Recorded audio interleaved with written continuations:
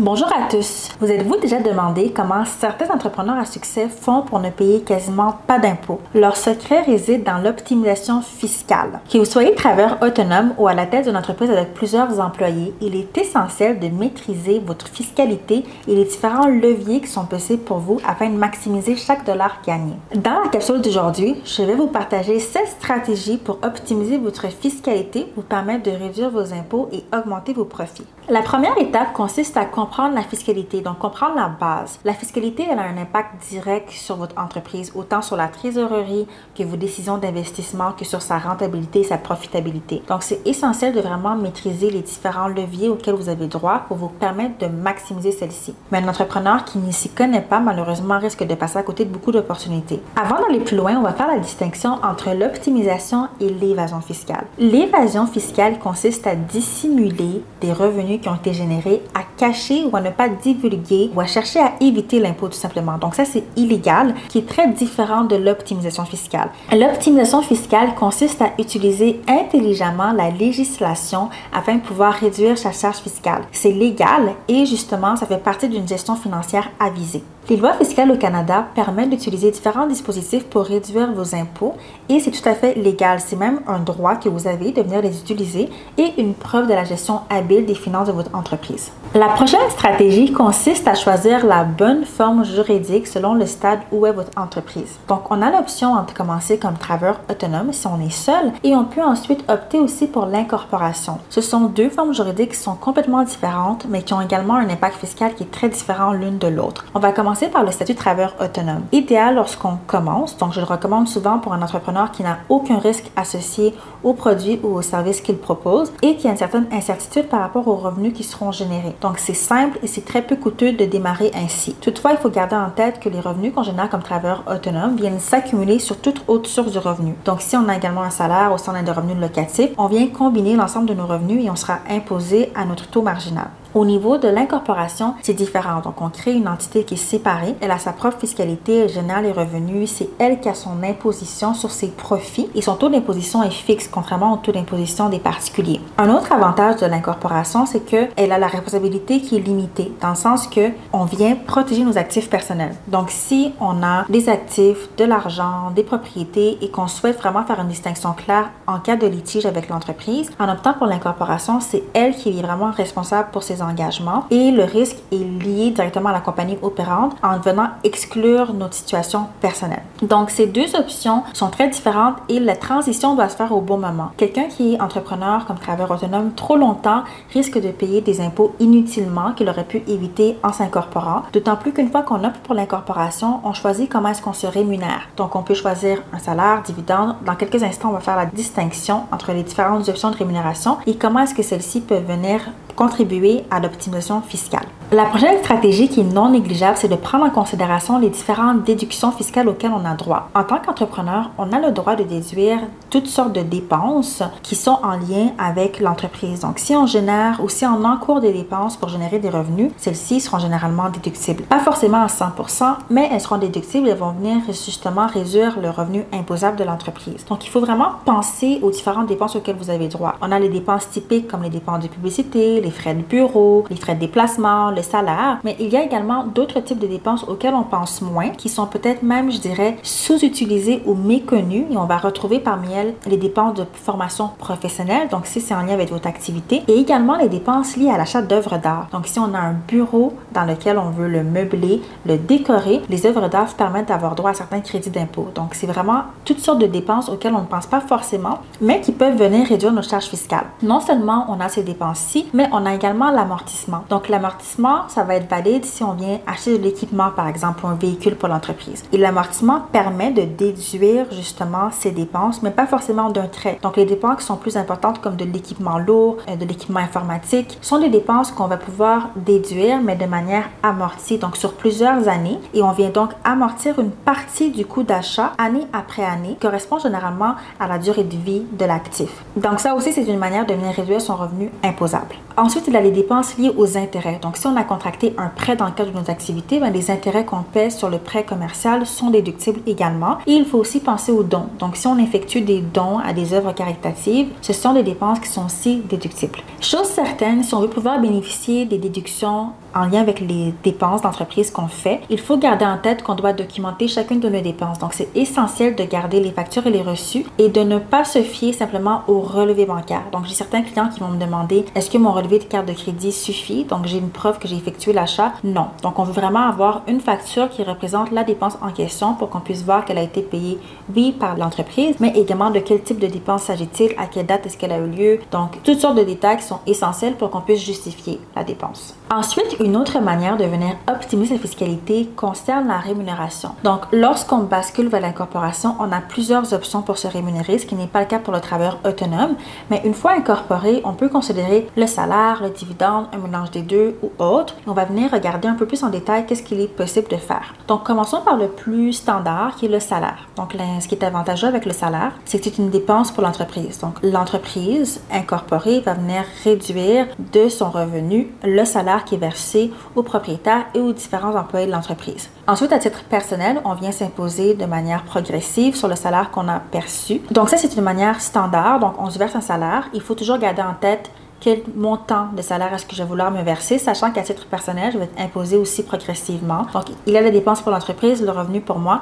Donc, vraiment venir balancer et trouver le montant idéal pour sa rémunération, sachant qu'ensuite, on peut aussi considérer de se verser un dividende. Donc, concrètement, le dividende, c'est différent parce que ce n'est pas une dépense pour l'entreprise. Par contre, il est fréquent que le dividende, lorsque versé à l'individu, soit imposé à un taux inférieur que pour le salaire, tout dépendant quelle est la rémunération ou quel est le montant que l'on se verse. Donc, à considérer également.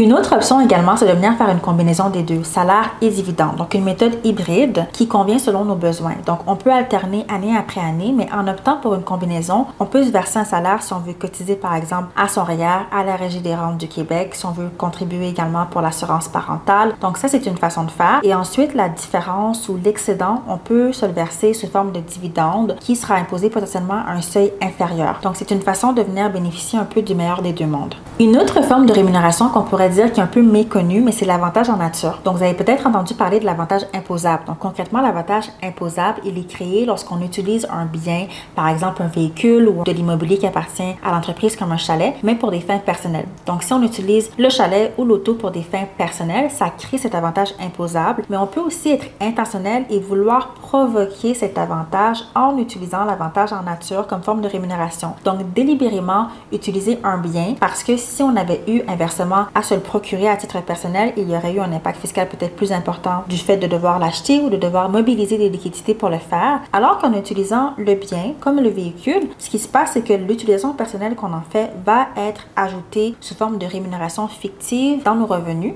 et sur cette ajout ou sur cet avantage imposable, on va venir payer l'impôt. Mais si on fait bien nos calculs, il peut s'avérer plus intéressant de le bénéficier ou de l'utiliser et de payer un avantage imposable plutôt que de se verser une rémunération pour ensuite en profiter à titre personnel. Et l'autre option aussi, c'est le prêt à l'actionnaire. Donc, la société peut être une forme de banque pour vous et vous faire une avance ou faire un prêt. Donc, ça permet d'avoir accès à des liquidités supplémentaires sans forcément avoir à s'imposer sur ces sommes. Toutefois, il faut le faire dans un cadre très spécifique. On a des délais limités, il faut payer un intérêt, donc il faut bien le faire, mais ça demeure une option qui peut être intéressante lorsqu'elle est bien appliquée. Une autre stratégie intéressante, c'est le fractionnement de revenus. Donc concrètement, le fractionnement de revenus consiste à distribuer le revenu d'entreprise de manière à profiter de plusieurs tranches d'imposition. Donc si vous avez vos membres de votre famille qui peuvent réellement contribuer au développement de l'entreprise en étant salariés, ce qu'on peut venir faire, c'est qu'on va utiliser leurs différents plafonds d'imposition. Donc si on embauche son conjoint ou sa conjointe qui a un revenu qui est moins élevé, ça permet de venir lui verser une rémunération qui sera imposée moins lourdement que peut-être les propriétaires de l'entreprise qui a un taux marginal qui est plus important. Et si on a des enfants qui sont en âge de travailler et qui contribuent réellement à l'entreprise, bien, on peut venir leur verser un salaire, ça peut être un emploi à temps partiel, et eux aussi auront un taux d'imposition qui est plus bas et ça permet donc de répartir la charge fiscale plutôt que d'avoir un entrepreneur qui se verse peut-être un salaire de 150 200 000 $ pour ensuite venir contribuer aux différents besoins de la famille. Donc, lorsque on a réellement des membres de notre famille qui contribuent à l'entreprise avec un emploi et des réelles tâches, ça peut être intéressant de considérer de venir faire le fractionnement de revenus. Non seulement leur reverser un salaire va réduire la charge fiscale de l'entreprise, mais également de partager la charge fiscale entre les différents membres de la famille permet globalement que tout le monde soit gagnant. À la prochaine stratégie fait référence à la planification de la retraite. Donc concrètement, En tant qu'entrepreneur, on a plusieurs options pour venir bâtir notre patrimoine en prévision de la retraite, mais on peut aussi, un peu comme les salariés, utiliser les méthodes traditionnelles qu'on connaît, par exemple le REER. Donc, on peut choisir de cotiser à son REER si on se verse entre autres un salaire et à ce moment, les contributions qu'on va effectuer vont pouvoir être déductibles de notre revenu imposable et ça permet de différer l'impôt sur le montant investi jusqu'à ce qu'on prenne réellement notre retraite. Donc, pendant cette période, ça fait en sorte que notre taux d'imposition peut venir être réduit. Ensuite, une autre option, toujours en lien avec la retraite, c'est au niveau du CELI. Donc, ça peut être intéressant de contribuer à son CELI parce que sur le coup, il n'y a pas d'avantage fiscal immédiat, contrairement au REER. Par contre, toute plus-value, donc si on investit à la bourse, tous les gains, toute la plus-value que ça va faire sera ensuite libre d'impôt, donc c'est définitivement non négligeable. Une autre option à laquelle on pense peut-être moins souvent, c'est l'arbitrage géographique. En tant que chef d'entreprise, on a accès à une panoplie d'opportunités à travers le monde, donc c'est possible d'aller sous-traiter certaines de nos activités dans d'autres pays où la fiscalité est plus avantageuse et également où la main-d'œuvre est plus abordable, tout en ayant une très bonne qualité en termes de résultats ou de qualité de produits ou de services. Donc c'est à considérer, ça nous permet non seulement de réduire nos coûts d'opération, mais par la même occasion, ça permet aussi de venir optimiser notre fiscalité parce qu'on a quand même pu réduire nos impôts à travers ces dépenses-là. Et un autre élément aussi qui peut être intéressant pour réduire sa fiscalité ou son taux d'imposition, c'est d'aller s'établir dans une autre province ou d'aller s'établir dans un autre pays. Donc, on peut vouloir délocaliser peut-être, si on a plusieurs domaines d'activité, un des services qu'on offre ou un des produits qu'on vend, mais pourquoi pas offrir ce service de l'étranger dans un lieu où le taux d'imposition est plus bas. Bien entendu, si on décide de sous-traiter ou de délocaliser, il faut garder en tête qu'on doit réellement l'avoir fait. Ce que je veux dire par là, c'est qu'il faut qu'il y ait une activité économique substantielle qui est rendue à l'étranger. Ou si je fais appel à des sous-traitants à l'extérieur, est-ce qu'ils vont me facturer directement? Est-ce qu'il y a une entreprise qui est établie là-bas avec du personnel? Donc, comment est-ce qu'on vient établir cette relation? Il faut vraiment que ce soit conforme à ce qu'on aurait fait si on avait un sous-traitant local. Et si on décide d'établir une entité ou une division, une filiale à l'extérieur, alors ayons une activité qui est réellement à l'extérieur avec du personnel, un bureau. Donc, vraiment avoir des activités qui justifient cette relation qu'on vient de créer et la facturation qui en vient et qui vient réduire le revenu imposable de l'entreprise basée ici, par exemple. Donc, c'est une option à considérer de manière prudente, mais qui peut définitivement être bénéfique autant par rapport aux opérations de l'entreprise que par rapport à l'optimisation fiscale. Une autre option qu'il faut définitivement considérer lorsque notre entreprise est en croissance, c'est de revoir notre structure corporative. Donc, pour deux raisons. On veut considérer de revoir notre structure pour la protection de nos actifs. Donc, si on a une entreprise en croissance, on accumule des liquidités, on veut les protéger, on veut les mettre à l'abri. Et là, il faut considérer des structures comme une compagnie de gestion, société de gestion, holding, tous des synonymes, mais on veut venir les mettre à l'abri dans une structure de type holding qui permet également de venir réinvestir ces liquidités sans forcément payer deux fois de l'impôt. Et on peut aussi vouloir considérer des structures comme une fiducie dans l'éventualité où on voudrait éventuellement vendre son entreprise. Donc, ça va nous permettre de maximiser nos bénéfices à ce moment-là. Donc, revoir sa structure de manière ponctuelle est essentiel au fur et à mesure que notre entreprise va croître parce que les besoins vont être amenés à changer et c'est possible justement de venir maximiser chaque dollar qu'on gagne en ayant une structure comme une holding qui nous permet de faire circuler les fonds, investir dans d'autres projets, réinvestir en immobilier par exemple également, sans avoir à s'impacter au niveau personnel par rapport à la fiscalité. Donc, c'est définitivement non négligeable et c'est à prendre en considération en plus de la protection des actifs. Donc, voilà pour la capsule d'aujourd'hui. Comme vous pouvez le voir, il y a plusieurs manières de venir optimiser sa fiscalité, réduire ses impôts, maximiser ses revenus. On a parlé des différentes dépenses auxquelles on a droit en tant qu'entrepreneur, dont les dépenses un peu moins connues. On a également parlé de la rémunération, donc comment est-ce qu'on se rémunère de manière stratégique. On est venu parler également du fractionnement de revenus, des structures corporatives. Donc, il y a vraiment plusieurs options qui s'offrent à vous. Il faut toujours garder en tête que l'optimisation fiscale permet réellement, lorsque bien exécutée, d'accélérer la croissance de son entreprise et également d'atteindre plus rapidement l'indépendance financière. Donc, ce sont des stratégies considérées qu'il faut mettre en place plus tôt que tard. Et l'objectif n'est pas simplement de payer moins d'impôts, c'est vraiment de le faire de manière intelligente et de venir maximiser chaque dollar qu'on gagne. Si cette capsule vous a plu, n'hésitez pas à liker, commenter, vous abonner à ma chaîne et à me contacter pour une consultation. Merci et on se revoit dans la prochaine vidéo.